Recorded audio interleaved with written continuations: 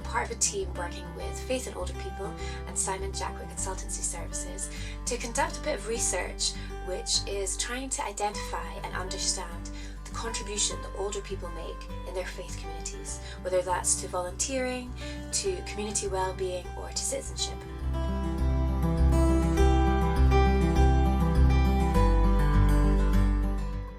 We're conducting this piece of research over the next year because we think it's so important to shine a light on those individuals and communities who shape, serve and strengthen our society.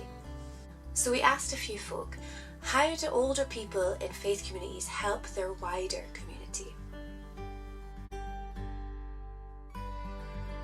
So older people in their communities, I mean, they're sort of the stable bit, aren't they? Because the older people have done all that stuff and tend to be there as part of the sort of glue of the community. An elderly generation like my generation, we provide the support to our younger generation and make sure we take in our branch and cuddle them like a mother and provide them that support. My generation, that you committed to things. You know, if you joined an organisation, because it would have been Guides, Girls Brigade, you know, Boys Brigade, all these things, you committed to it. Older people, some of them have been involved in service for decades. They're involved in all sorts of aspects of life, particularly people who work in the area of justice and peace.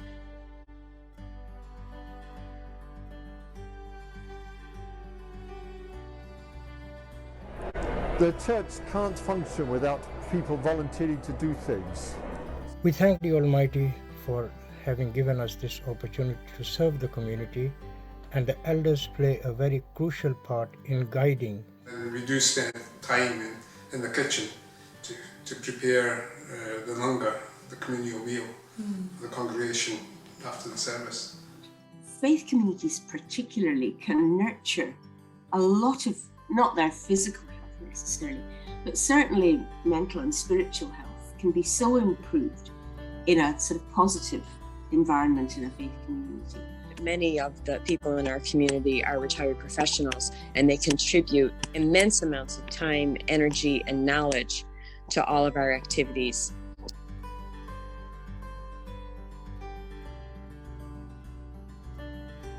So that's what we do, build a bridge within a community, not just a Hindu community, all the community. And that's what we say, we believe. Our religion believes that it's appropriate to help others, and it's appropriate to ensure that no one is alone, and it's appropriate to ensure that everyone is able to connect to the community in whatever way they can. So within the Jewish community, no one needs to feel isolated, and everyone reaches out. The other thing we do here is we get involved with external events. So we provide staffing for external events.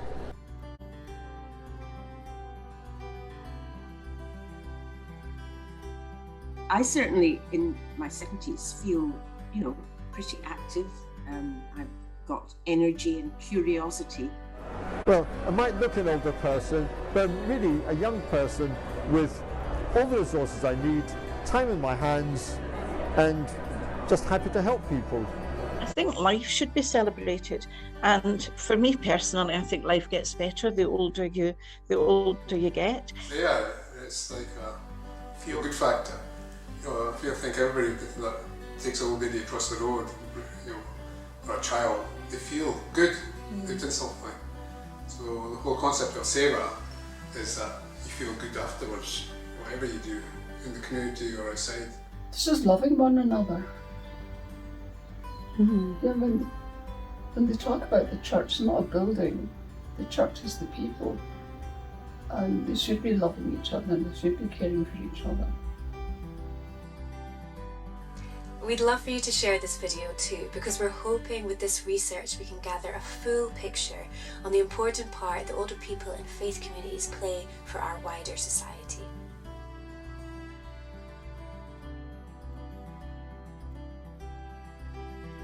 And one of the things people said to me when I retired was, what are you going to do now? And my stock answer was, I'm going to get on with the rest of my life.